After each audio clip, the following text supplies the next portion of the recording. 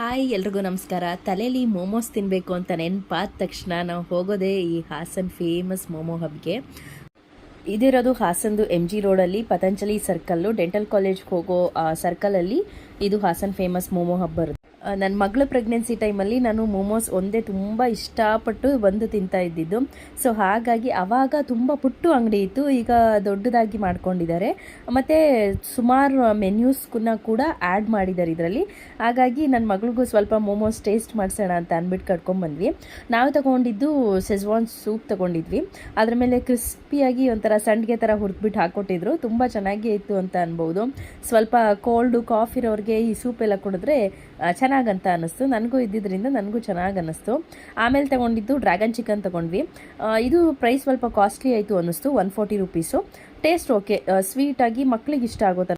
Momos video ಮಾಡೋದ್ರೊಳಗೆ 2 ಮೋಮೋಸೇ ಖಾಲಿ ಆಗೋಗ್ಬಿಟ್ಟಿತ್ತು. ನಾವು ತೊಗೊಂಡಿದ್ದು ಪನ್ನೀರ್ ಮೋಮೋ.